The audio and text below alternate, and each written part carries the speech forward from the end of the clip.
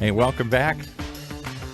It's time for our weekly conversations with some of the world's most amazing, but maybe not so famous achievers.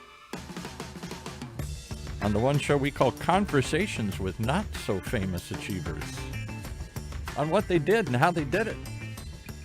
And what we can learn from their journeys. With your hosts, Will Christ, and of course, Robert White. Hey, welcome to all. I'm so excited about our session today because I get to introduce my dear friend, Darryll Stinson. Darryll and I met in a retreat for business people up in Utah. He is imposing, first of all, physically. He's about 19 feet tall and way more fit than me, which induces a tremendous amount of jealousy. But he's also a presence in terms of his energy, his being, and I'm especially excited about having him be with us today because I've just finished his wonderful book, even though I'm certainly not an athlete or a post athlete or anything like that. But I found the book amazing, and we'll talk a little bit more about that today. Darryll, welcome. Delighted to have you with us. It's my pleasure. Thank you for everyone tuning in. It's going to be fun. I hope we don't scare anyone away. Well, I got a question for you right away, Darryll. Come on. Robert mentioned something. You're talking about life after sports, right? That's right. So, Robert, I want to ask you, for you and me, is there such a thing as life before sports? Well, Darryll's involvement was definitely not as a spectator. He is an elite athlete who got ambushed by physical energy or physical injury. He certainly has a lot of energy. And the book's a lot certainly about what happens when your identity as an elite athlete gets taken away from you. But, for many of us in whatever we do, we have an identity. And sometimes that identity gets, whether you say crushed or disappeared or attacked or somehow our confidence in that identity is lessened or even destroyed. And Darryll's journey around that is the part that, among many things, that really interested me and fascinated me and that I learned from. So tell us, Robert, Darryll, tell us a little bit about your book, and I want to hear about the book, but also want to hear about where it came from. Yeah, so the book's Who Am I After Sports? An Athlete's Roadmap to Discover New Purpose and Live Fulfilled. In it, I talk about my battle with mental health, and I open with this story of how I was laying in the psychiatric unit screaming at the doctors to leave me alone and just let me die because I didn't think I had life after sports, that it was worth living, that there was anything that would fulfill me like athletics once did. So I open there, and then the core of the book is our athlete's transition roadmap, which is really a transition blueprint for anyone who is trying to figure out who are they after you fill in the blank. Who am I after business? Who am I after marriage? Who am I after military? And it is one of those things where if you're in a season of transition, maybe you went through the pandemic and lost your job, maybe you were an executive for 40 years and finally retired, and you're trying to figure out who am I after this thing, the book walks you through the 5 phases of transition. And then I end with this really poetic story that goes deeper into my psychiatric experience and offers hope to many people who read the book. Wow. So, what can you tell us a little bit about what put you in there? What was the injury that you found? Yeah, I always tell people this way. My identity was attached to my activity. There was no separation between the work that I did and the person I was. And so anytime your identity is attached to your activity, you make poor decisions. And so when I got hurt my freshman year, instead of focusing on my education, which is what my coaches offered me the opportunity to do, I decided to come back after a back injury to play Division I football. I mean, I begged, I kicked, I screamed to allow them to give me a shot to play because sports was who I was. It wasn't just what I did. And so they adjusted and they said, sure, try it out. And the way that I sum up this story is that I wasn't supposed to walk within more than a mile within 6 months of my back surgery. I was starting within 6 months. And I did so at a cost to my physical health. Mm. I manipulated the healthcare system. I was getting multiple epidural shots in my back. I was getting acupuncture, physical therapy 7 days a week, 2 times a day. They prescribed me to these things called opioids. And so was taking illegal doses of these opioids to continue to numb my pain to play the game of football. And it was all in my head in hopes of like, hey, when I get to the NFL, then I'll be able to stop this addiction. Then I'll be able to stop abusing the healthcare system. And I'll find some great specialist like Robert, and he'll be able to fix me. And it just didn't happen. I just got worse. And because I was so physically gifted, I was still able to earn a starting position. We won a MAC championship. I played with some great players. If you follow NFL, Antonio Brown, who's one of the best receivers of all time, arguably, Eric Fisher, who's a #1 draft pick, a couple other Super Bowl winners. And I was amongst that elite team. And my hope was to play at that next level.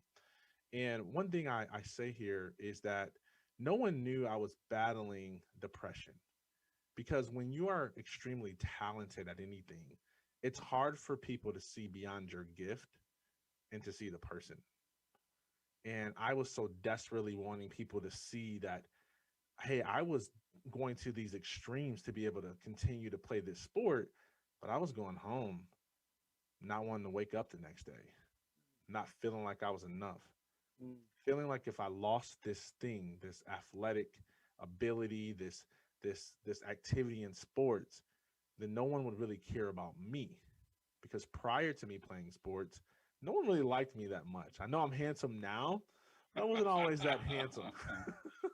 Oh, all right, so I see this picture of a really tough experience for you. Yeah, Successful on the playing field, and then going home and struggling. absolutely. So you're not there now. What changed? Well, I crashed and burned. Going into my senior year, I had been taking so many opioids that it was thinning my blood to the point where every time that I would make contact on the field, my nose would bleed. Coaches would ask me, Stinson, what's going on, man? I'm like, nothing, coach. It's just allergies. And, they would allow me to play because they needed me.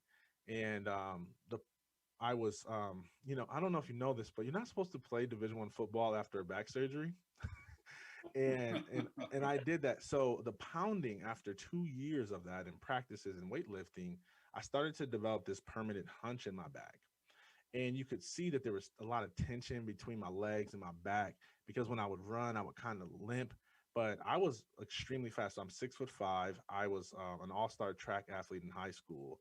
So I ran a 4.4 for a 6'5" guy, which is like unheard of athletic speed for a guy my height. So I was running, catching running backs, limping. And so they kind of knew something was wrong, but they couldn't put their finger on it. Going into my senior year, they were like, man, there's too many nosebleeds. This guy's missing practices. We're hearing rumors about him getting some illegal procedures done. And whatever it is, we don't want to get ourselves in trouble. We don't want him to get hurt. So we gotta stop this thing before it gets too bad. And they called me into the training room and they said, hey, this is it. We would love for you to still be a leader around for the underclassmen, but we can't allow you to do this anymore. And boy, was I pissed. I mean, I thought they quit on me, gave up on me. Not only were they not paying for my medical expenses to begin with, because they would have been liable for my injury or death on the field, but now they wouldn't even give me an opportunity at my dream. What would I do without that? And so I imploded. Mm. And I didn't know some of the stuff that Robert teaches, and I'm sure you're aware of as well, which is simply how to communicate my emotions. The only emotion I knew how to communicate was anger. Mm. So I stormed out of the weight room. I was mad at everybody. And I started to have these thoughts of, man, life is not going to be fulfilling without my first love. It wasn't that I didn't think that I would be successful at anything else. I just didn't think that I would be fulfilled. And so one thing led to another. I started to mix my alcohol with pills, hoping that I wouldn't wake up the next day. I started to toy around with suicide letters. And the one person that I confided in was this girlfriend I had dated. She's my high school sweetheart. We dated for 4.5 years, and we did all the cheesy, cute couple things that young people do. We picked out our kids' names. We wrote my last name next to her first name in cursive and all that cute stuff. And we had our whole life planned. Well, when I wasn't going to the NFL anymore, she left me and got engaged to another man, Ooh. which validated this insecurity that I had that I wasn't enough to be liked without sports. Worthless, huh? And I don't know if you guys ever been there where you're good at something. Maybe they like listening to your radio show. Maybe you're just so handsome that you're known for your good looks. And you're like, man, do they actually like me for my personality, for my character, for my unique character traits? Or do they just like me because I can sing, because I can make them laugh, because I'm great at business? And when she left me, I was like, see, I knew it. That's the only thing people like about me is my ability to play sports. And otherwise, I'm worthless, right? Exactly. That's exactly how I felt. And so I I was like, wonder how many people in the world feel that way right now. a lot of people. I believe it's what causes divorce. I believe it's what separates children from their parents. I believe it's what causes overworking, people who cannot leave the office because they are defined by what they do. If I don't meet this sales quota, if I don't meet this business goal, then man, I don't have any ground to stand on because people just like my performance. They don't like me. You know, when I read your book, Darryll, I was really touched, really moved. And one of the memories that brought up for me was a number of years ago, I read a long article about the famous Japanese baseball player, Ichiro Suzuki. You know, he was a big hit in Japan. He came to the US. Just absolutely incredible story. 200 or more hits in his first 10 seasons. He hit 262 hits in 2004. I mean, this guy was a monster. But it was near the end of his career. He had played for the Mariners, and he was now playing for the Marlins down in Florida. He became the 30th baseball player in history in Major League Baseball to hit 3,000 hits. Unfortunately, did it against my Colorado Rockies. However, what the article was really about was that he was staying in the game way longer than he should have stayed in the game. Mm-hmm. He was sacrificing his health, and he was unhappy and all of that stuff. And the people around him would not confront him, which is a similarity to your story. But the big thing was that he could not imagine any life after baseball. And I remember reading it and going, what incredible sadness it generated in me that this superstar who had done it all and made tons of money and fame and accomplished so much was unable to see what was next for him in his life. That there were, just like for all of us, that there's many ways to contribute, and he couldn't see that. And I was so sad for him. He eventually transitioned to the front office of the Seattle Mariners. They made a spot for him, and I think that's a very generous thing to do and a very human thing to do. And I don't know all of the story about his leading, but this idea for an elite athlete, yourself or Ichiro, or for an elite business person who has a disappointment. Maybe they got fired. Maybe they got transferred to the division of no responsibilities. Different things happen. Maybe they get some problem in their marriage that ambushes them, or at least that's their experience of it. And in the work that I do with executives, quite often it's generated by some kind of a wreck. Something happens like that, and it's based around this issue that you address so wonderfully in your book about losing an identity that you have built carefully, strongly, committed yourself to, and but it becomes the defining belief in your life. And when it goes away, you are adrift. You're lost. You know, my friend John Denver has this great song called "Sweet Surrender." One of my favorite lines from a song is, "Lost and alone on a forgotten highway." You know. And when I read your book, I thought of that also. But it's a great book. All right. So what do we know about preventative or things to do when? I mean, I'm just thinking about this whole notion of helping people become aware that they can create their whole identity with regard to a particular culture, a particular personal trait, or a particular activity. How do we, how can we help people to become aware of that? Yeah. From a high level, when I talk to executives and companies, here's one thing I say that helps them to grasp if they have an issue or not. Is I say, do you have a system of success in your company or in your life? Do you know disciplines, habits, routines? Is there a system that helps you to be successful? Hands go up, raise. I've got that. And then I ask them, well, what's your system of self-care? I take vacations once a year. and that's the problem, is that oftentimes we have systems for success, but we don't have systems for self-care. So we start there. How do I develop a system of self-care for myself? And we do that through journaling. We do that through meditating. We do that through play and fun and having activities to do that has nothing to do with our work. Okay. As it relates to developing a sense of identity on the preventative side, we have to start to not just become aware of what our other skills, talents, passions, likes, desires are, but we have to start rewarding those as well. Okay. Give you an example. My parents, my cousins, my third, fourth, fifth cousins, who probably weren't even really my cousins, they just lied about it. They all found a way to attend my athletic games. Okay. When I graduated from high school and celebrated, we do an open house. It's kind of our tradition, invite all the people to celebrate my high school graduation. Third cousins, fourth cousins weren't there. We valued and celebrated athletic ability more than we did education.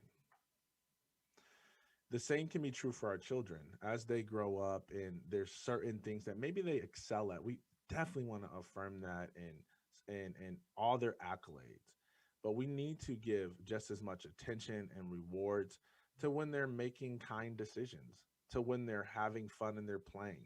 My daughters, I have 3 daughters, they're all in the age of 7. They come to me about something that seems so meaningless, and they want to show me some craft that they made, or they want to show me, this weird little thing that they figured out how to do with their toys and make it go down some slide like a domino effect type thing. And I need to celebrate and award that so they can start to see like, hey, I'm not going to tie my identity to this one area of my life where I excel at. Those are some practical ways we can begin to be preventative in the way that we develop our identities. So I can imagine that there are people who organize their life around being always on in this particular thing that they've projected to be their identity. And then the vacation is really just time to breathe away from it because I'm going to come back and get right back in. Is that what happens, Robert? Well, anything that is habitual starts to become unconscious. And both good habits and bad, unfortunately. I think what Darryl's pointing to is the need to, really, it is self-care. It's developing routines that include a broader piece of your life. I did some research a few years ago about people in transition. at the time of the 2008-2009 economic contraction, many people, many senior executives lost their jobs. And, the reality is they weren't going to get another one. And so one of the things that we found out was that divorce rates in America have been generally stable for 20 or 30 years. But within that stability is a huge difference depending on the age of the married couple. And that is that younger people were getting divorced at a much, much lower rate. And people over 55 were getting divorced at a very high rate.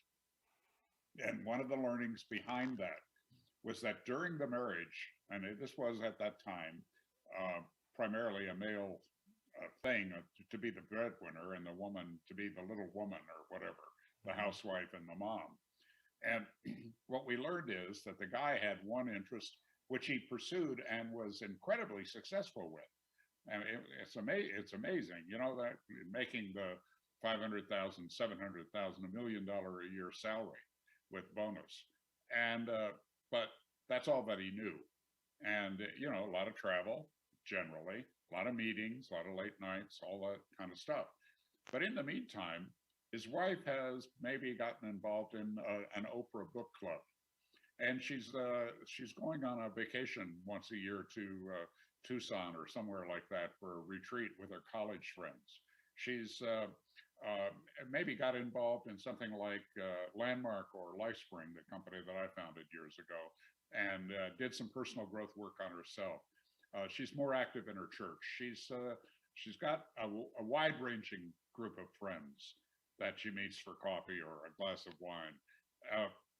She develops a broader and deeper sense of relationship with the world that she's part of. And then this guy comes home, he's just been laid off or fired with no other life. And that kind of quite often leads to divorce. She learned how to do some self-care. He didn't. He learned how to work. And, that pattern that I see in my executive clients is unfortunately quite common. They're almost embarrassed to tell you about some interests that they have away from work. And they don't celebrate that. Darryl's point about his kids is absolutely accurate. We get what we get approval. Whatever we get approval for becomes part of that identity. And again, when we become unconscious about it, it can trip us up. Darryll, do you see this across gender lines? I mean, is it generally men who are following this pattern of projecting my identity onto something, and women being more relational, or is it a different characteristic for both? In my experience, it is high achievers is the type of person that it affects more than men or women specifically. If I had to trace a X factor, I would say 7 out of 10 times when a person has identity issues or a one-dimensional view of their identity, I trace it back to the lack of a emotional and physically present father in the household. A lot of people have fathers who are physically present but emotionally absent. And it's a father's role in large part to shape the identity of their child. It's something about hearing dad say, "I'm proud of you," that just carries a weight that oftentimes it doesn't carry with mom, because mom is a nurturer. She's supposed to love her child, but Right. dad's approval just carries a different weight. And I swear 7 out of 10 people I talk to, whether they're male or female, and when you really start digging into their childhood, you can trace it back to a father who wasn't emotionally present or wasn't there at all. I can tell you exactly the most important thing my dad did for me. What's that? When I was a junior in high school, he came home and he said, now my name was Buzz at the time, and he said, "Buzz, we're going to buy you the great books of the Western world. Mm, I still have those up here on my shelf. that's And awesome. that just opened the world for me. And it wasn't just me, because I lived in the library, our local library. But for him to say, this is what we're going to get for you, that just made my world. Mm, Wow, that's incredible. We're going to take a break in a moment and hear from some very supportive friends of Will and mine. But Darryll, I'd like you to just kind of prepare yourself to either dig into a question I'd like to ask you, or to learn how to very smoothly avoid it. You know, you're talking just now about the absence of the really present father in people's lives. I know that's also a contributing factor to many people with problems with addiction. I know you've done a lot of work, and that you had a recent really tragic happening with some people that you're very committed to, that you loved, respected, and were working with deeply. I'd like you to think about how you've come through that, how you've in effect recovered from losing some very special people in your life in a really tragic accident. But for right now, let's take a break, and we'll be back very soon.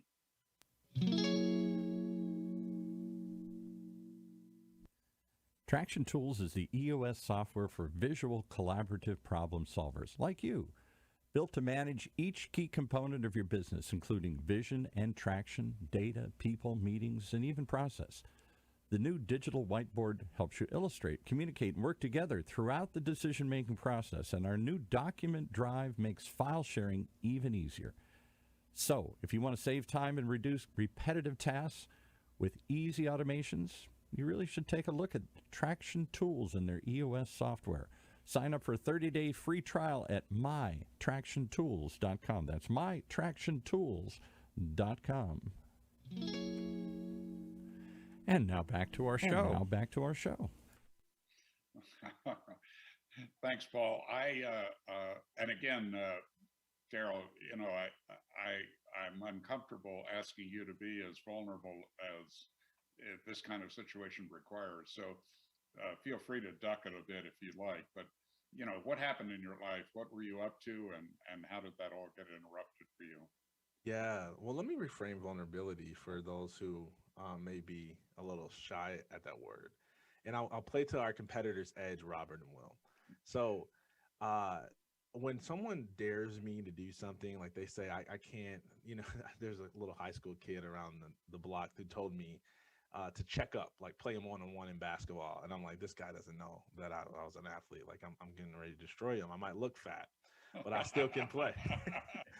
and whenever I'm challenged, I never see it as a weakness. I never back down from that. I actually muster up the courage to take on the challenge. I see vulnerability the same way. Vulnerability takes incredible strength.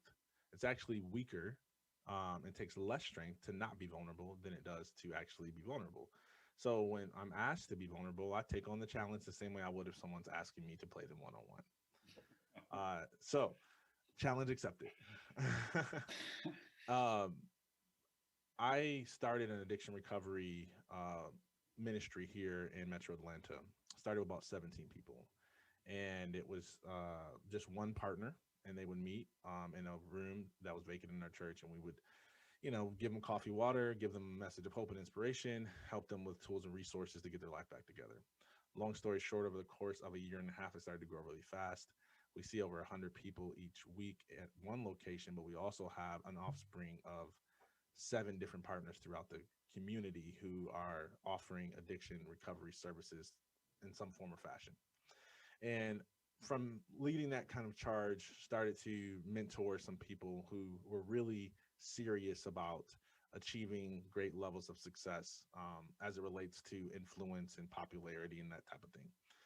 One of these young ladies her name was Normie, and she had more than a year clean. And we would tell, when they would get like a year clean, we would start to tell some of their stories about how they came back and overcome this addiction. and we would get the film crew to, do interviews, and I'd ask them questions, and we'd highlight and see them in their environments, and just be a really cool way to honor them and celebrate their legacy and really promote their future.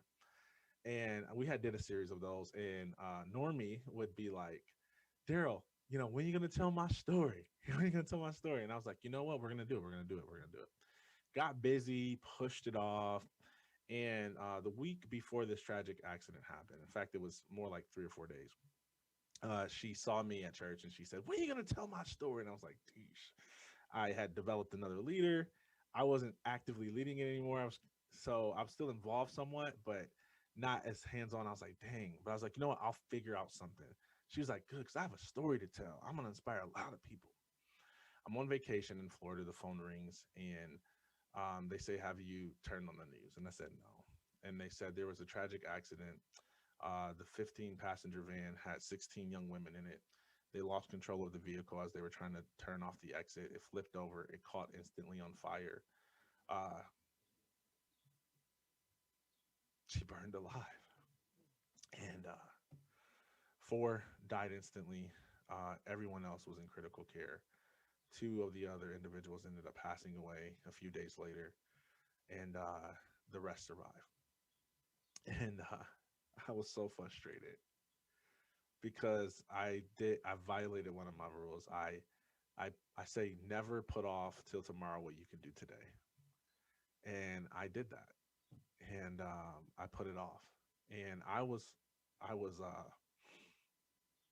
hurt. I was mad at myself. I obviously missed her. Life has a way of awarding us second chances.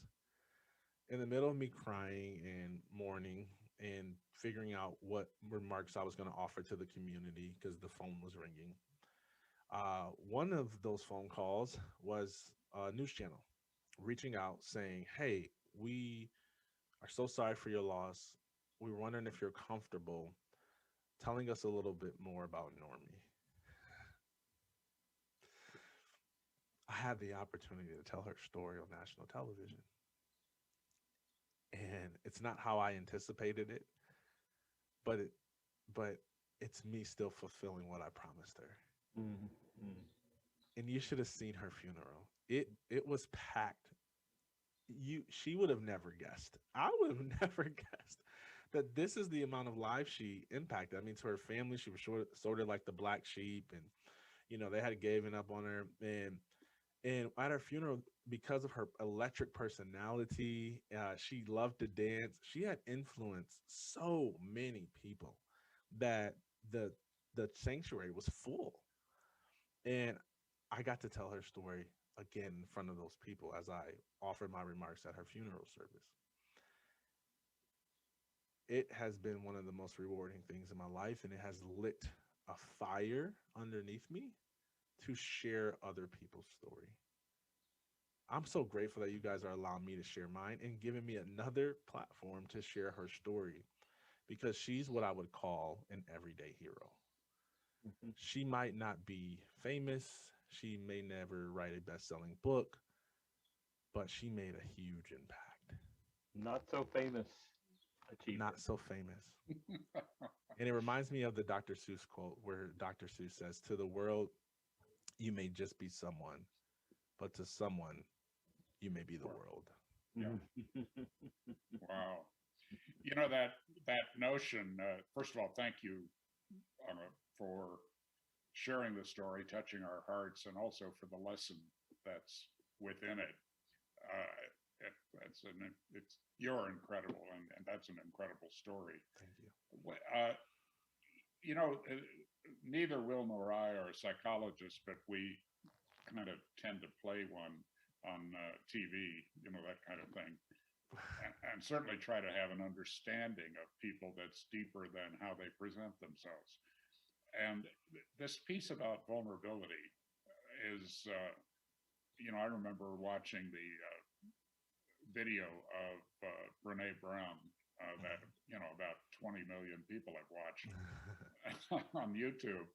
And, she's incredibly gifted. She's done the research. She's smart. but she's also got a self-deprecating kind of sense of humor, Yeah. that puts the message across.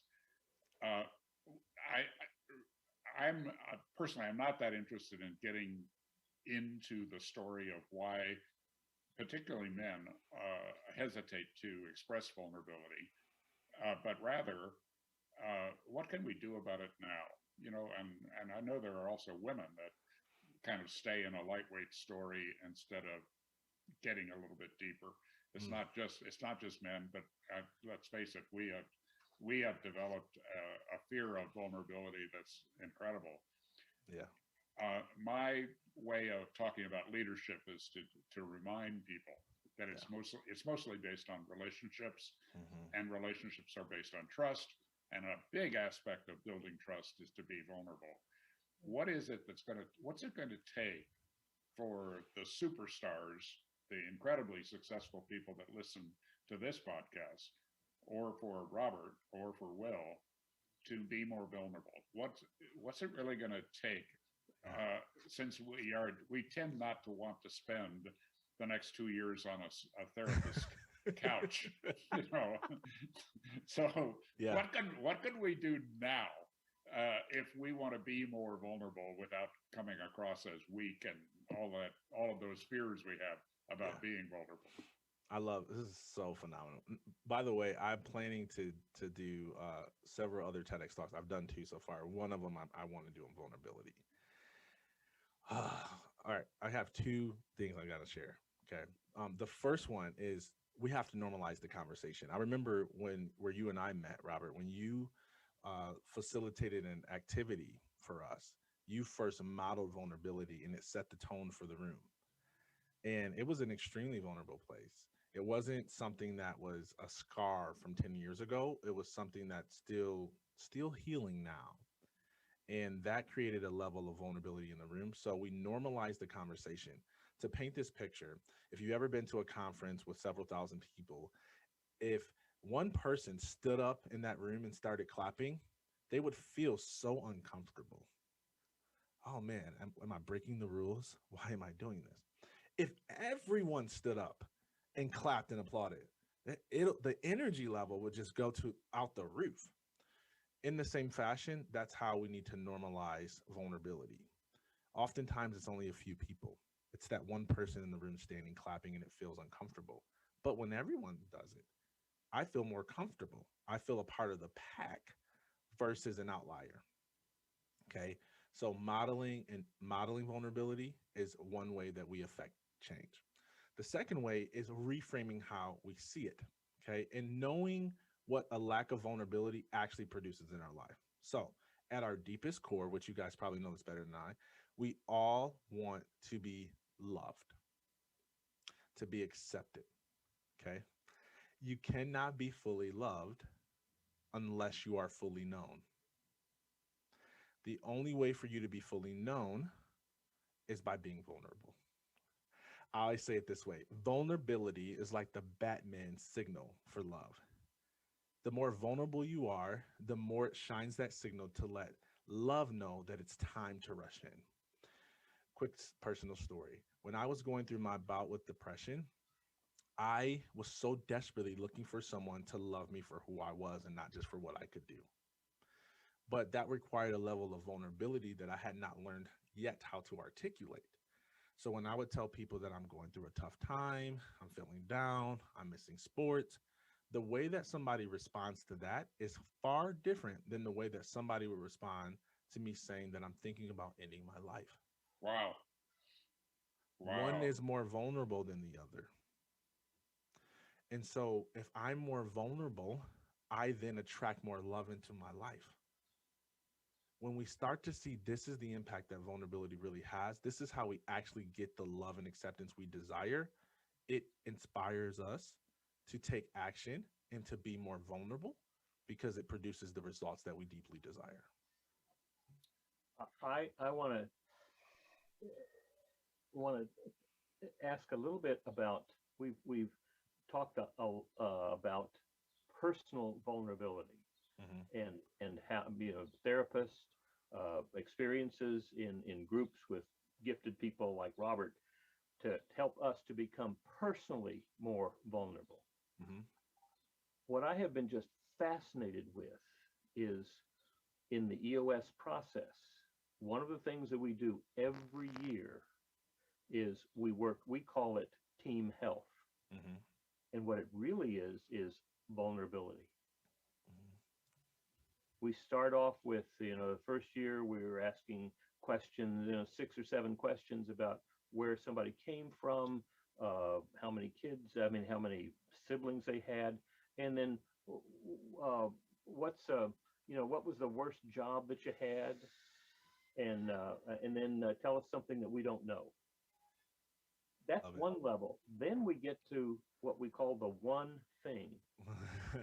And what it is we go around the circle in the leadership team, first saying, Darryll, this is one thing that I just think you are great at. And we share that with each other. Mm-hmm. And then we go back around again. Darryll, this is the one thing I want you to start doing or stop doing for the good of the organization. That becomes, out of the 2 days, that becomes one of the most highly remembered pieces. Mm-hmm. And so what is exciting to me is, yes, we are getting much more involved with Brene Brown's leadership of personal vulnerability, but we can also bring that into the organization. And I'll whisper it to you, because what we're doing is exactly what you're saying, is we are creating places of love in, oh my gosh, business. Yeah, I love it. It's wonderful, wonderful, wonderful. That in my work, it often involves family business. I'm dealing with some very successful entrepreneurs, and they're starting to think about transferring power and money, and they want to keep their company in the family, all of those kinds of things. And my great teacher, a guy who knows more about the dynamics of family business than I will ever know, is David Bork. And the way that I met David was I was on the board of directors of the WinStar Foundation, John Denver's Environmental Education Foundation. And we did a once-a-year event called Choices for the Future. 1,800 people in the music tent in Aspen, and it was just an incredible event, great speakers.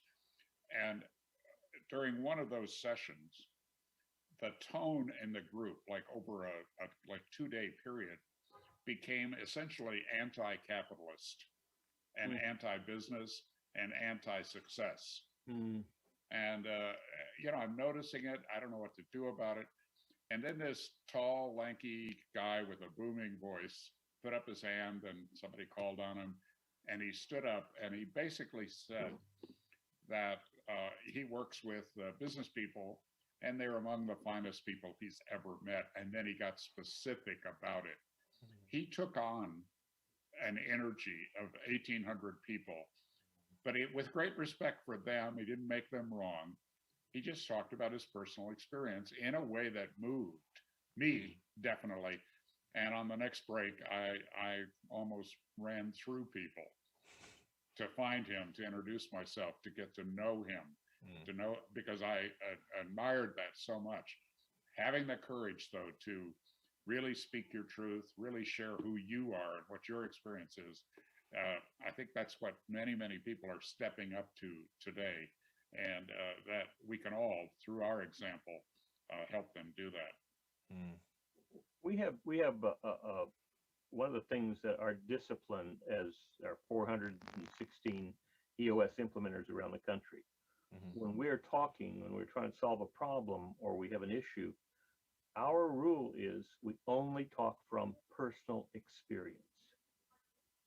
No speculation, no theory, no somebody said this in a book. But the question is always, here's the problem. Who has had experience with this? Sometimes it's no one. But the quality of it, it requires vulnerability. And I just envision a world where all we do is talk about personal experience. I mean, it would be such an astounding world if we weren't listening just to the news about what's going on in Atlanta or Denver or Laguna, speech. It was really, this is my experience that I can share with you. Amazing. Well, we've had a wonderful experience today. Darryll, thank you so much for being so vulnerable, for sharing a journey that is an amazing journey, both of struggle, of success, of struggle, of redemption, and of your own personal commitment going into the future. I wanted to give you an opportunity to talk about just briefly as we wrap up. You know, how can people get in touch with you? How can we support you and your work? But on behalf of Will and myself, just a deep gratitude for today. Thank you. You're welcome, and thank you for having me. You can reach out to me, Darryll, at darryllstinson.com. I'm sure you guys got links and show notes and all that stuff for people to take action on that. It's DARRYLL at Darryll, Stinson, STINSON.com. And just reach out to me, shoot an email if there's any way that I can be of service to you, or if you align with my mission and my message and want to see how we can impact the world together. It is my deepest heart desire to impact 1 billion people before I leave this planet. And the only way that I can do that is collectively with other great people like you. Wow. Wrap it up, Will. Hey, Darryll, thank you so much, because you know what we're really looking for here are people exactly like you, people who are achievement oriented, and probably because they are experiencing more than just that one thing, they're not so famous. So that's why we have these great conversations with the not so famous achievers. I look forward to more conversations with you. Your book is coming to me. You have my book. I have your number. We're going to talk. Love it. Thank you. Thanks so much.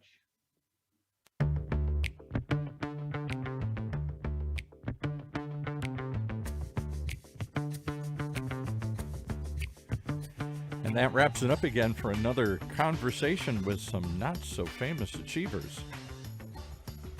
Right here in Orange County's only community radio station, octalkradio.net. Streaming live from the University of California, Irvine's Beale Applied Innovation Center.